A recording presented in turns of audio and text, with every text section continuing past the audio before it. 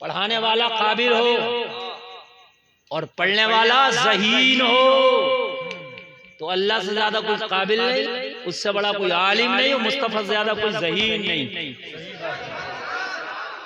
कब बोलेंगे इधर वाले, कब बोलेंगे? मुस्तफा से ज्यादा कोई।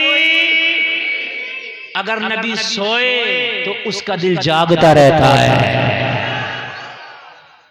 दो बातें और तीसरी और बतला दूं, जिस किताब को पढ़ाया जाए वो किताब भी इल्म वाली हो, वरना कायदा बगदादी पढ़ा के कोई मुफ्ती पढ़ के मुफ्ती नहीं हो सकता है। अरे भाई मुफ्ती पढ़ा रहा मगर पढ़ा कायदा बगदादी रहा है तो मुफ्ती थोड़ी बनेगा। आपको मैंने मुफ्ती नहीं, किताब भी इल्म वाली हो,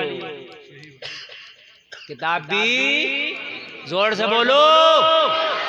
अल्लाह फरमाता है वला रत्बि वला याबिसिन इल्ला फी किताबिम मुबीन।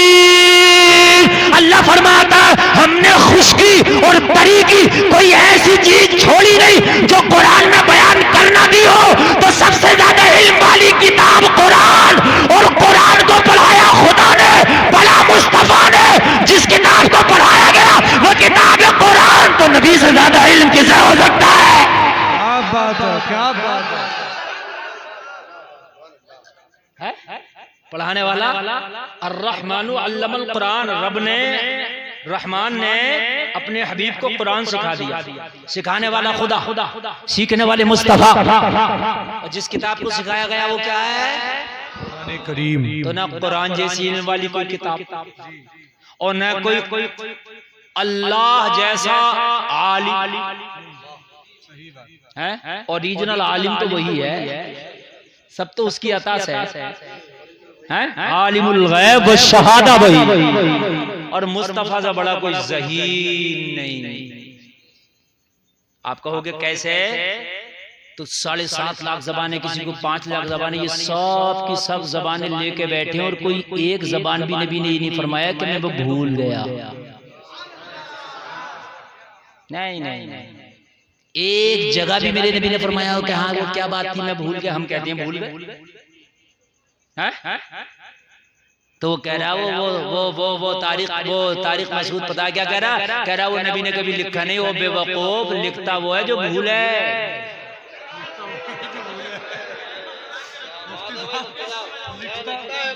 मेरी डायरी है, मेरी डायरी में लिखा है कि 19 तारीख को मैं यहाँ बोलूंगा ढकिया डिलारी, 20 तारीख को हरिद्वार में, है ना, और 21 तारीख को सैफनी रामपुर, 22 तारीख को मध्य प्रदेश, 23 तारीख को एटा, 24 तारीख को मुजफ्फरपुर बिहार, 25 तारीख को लखीमपुर।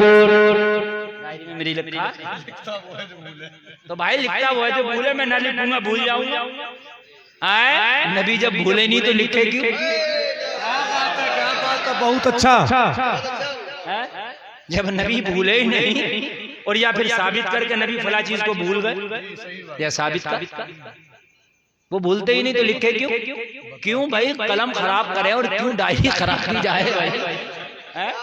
इन्नल मुबज्जिरीना कानू इख्वान शयातीन के तहत जब जरूरत ही नहीं है तो फिर क्यों हम जो है खर्च करें? जरूरत के मुताबिक खर्च करो तो ठीक है, जरूरत से ज्यादा अगर कोई भी चीज खर्च करोगे तो शैतान के भाई हो।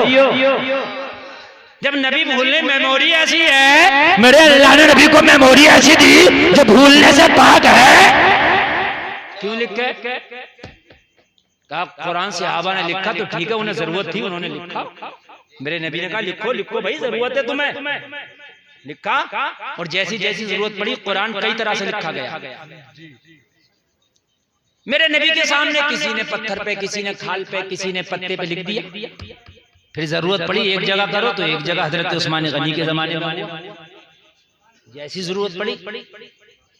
नबी के जमाने में इकट्ठा नहीं था, हजरत उस्मान गनी के जमाने में इकट्ठा हुआ। लेकिन न जबर वाला था, ना पेश वाला था, ना जज़म वाला था, ना तशदीद वाला था, खाली लिखा हुआ था। तो जरूरत नहीं थी उस वक्त जज़म की, ज़ेर की, ज़बर की, पेश की। जब जरूरत आई तो जिसको जरूरत पड़ी, जिसकी अटकी उसने लिखा। हज्जाज इब्ने यूसुफ ने कहा भाई अब एक काम करो, इस पे ज़ेर ज़बर लगाया जाए। सुभान अल्लाह, सुभान अल्लाह। अब नहीं पढ़ पाएंगे लोग, हमारी अटक रही है ना गाड़ी, हम नहीं पढ़ पाएंगे। ठीक, अब आगे बढ़ो, आगे बढ़ो। अब जब आप आगे बढ़ोगे तो अब क्या हुआ, अब हवालों की जरूरत पड़ी। तो फिर आयत नंबर 1, 2, 3 ये सहाबा के जमाने में नहीं है, ये जो नंबर हमने डाले हैं ये बड़ी अच्छी गुफ्तगू चल रही है हम माशाअल्लाह। कहते हैं ना सूरह आले इमरान आयत नंबर फला, ये हमने डाले हैं नंबर, ये नाजिल नहीं हुई है, ये नंबर नाजिल नहीं हुए हैं कुरान में ना, सूरत नाजिल हुई, सूरतों से पारे बने, समझ रहे हैं आप? और फिर उसमें हमने नंबर डाले।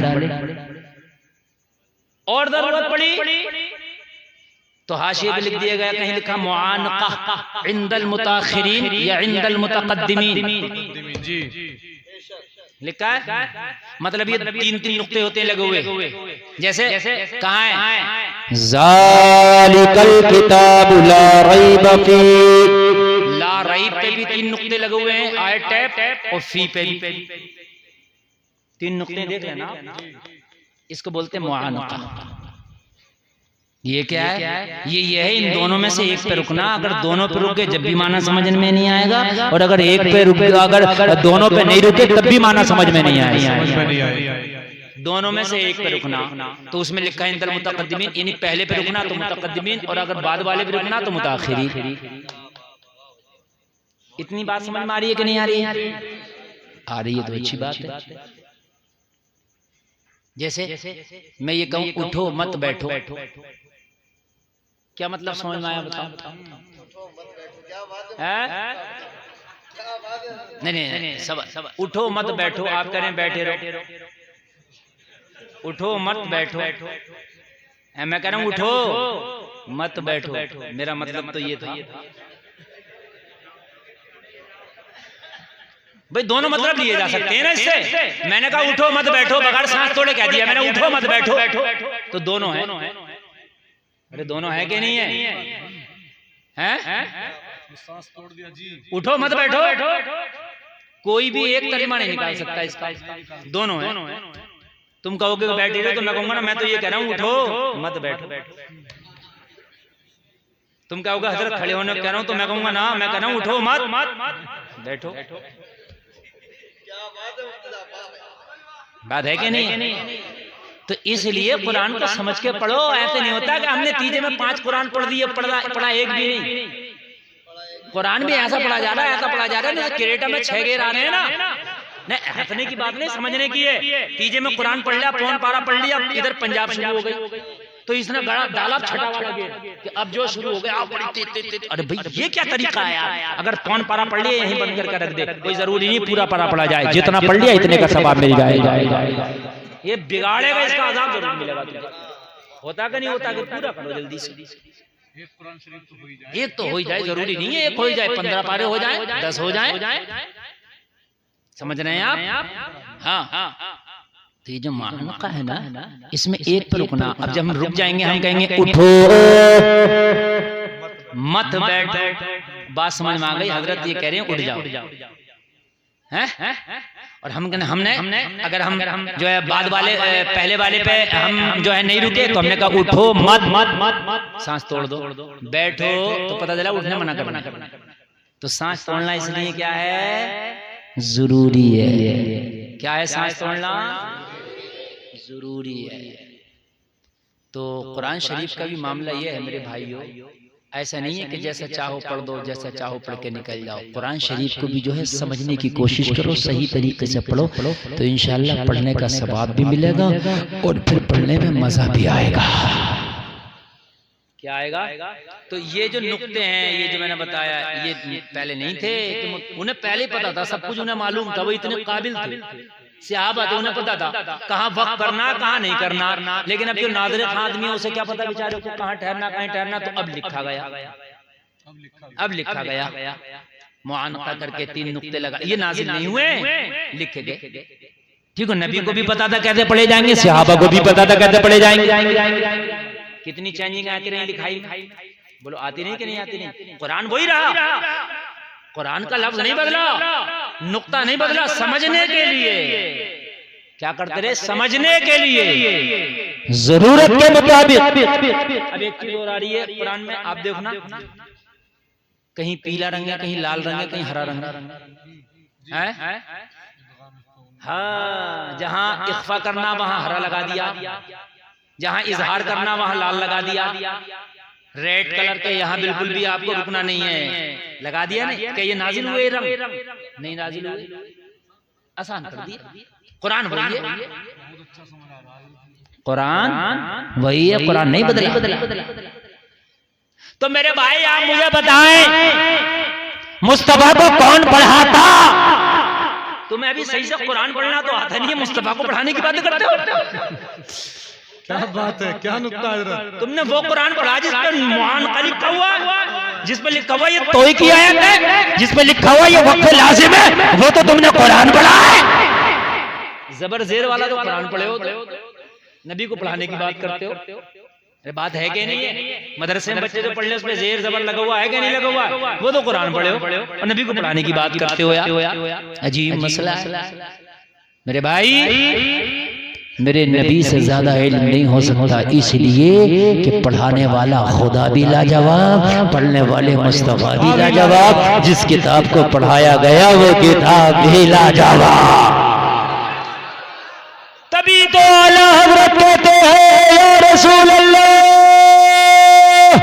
सारे ऊंचों में ऊंचा समझिए जिसे, है उस ऊंचे से ऊंचा हमारा। थक गए आप लोग। अच्छा ये बताओ, वो इनाम में देने वाली पार्टी कहाँ गई? गायब है, दिखी नहीं यार। नहीं मतलब इतनी भी समझदारी क्या है यार, मतलब दिखी नहीं है कि किधर जो है, मतलब उसका चालान हो गया भाई। तकरीर में गुम हो गए, तकरीर में गुम हो गए, तकरीर में नहीं। मैं असल में मसला ये है, समझ में नहीं चल रहा मसला, सेटिंग से चल रहा था मसला। क्या था मसला? ये दबा दब थपिए की थपिए भाई। नहीं, इमामों को नवाजना चाहिए, मुझे बड़ी खुशी हुई, मुझे यकीनन बहुत खुशी हुई, मुझे बहुत खुशी हुई। इमामों को नवाजना चाहिए और नवाजा, इसलिए कि इमाम तुम्हारी 24 घंटे खिदमत करता, तुम्हें तो आज मौका मिला।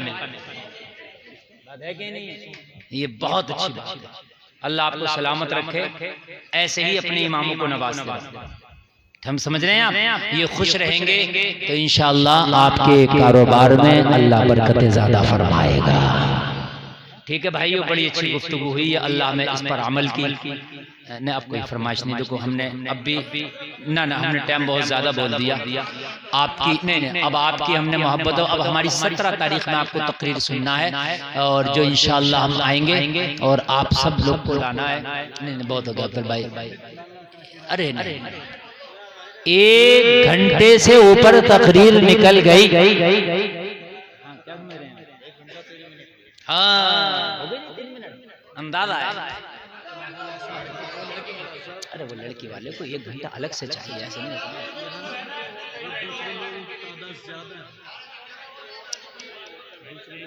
भाइयों देखो, तकरीर अल्हम्दुलिल्लाह ऐसी होती है, हम 2 घंटे बोलते, 2 घंटे तो हमें अभी स्टेज पे हो ही गए।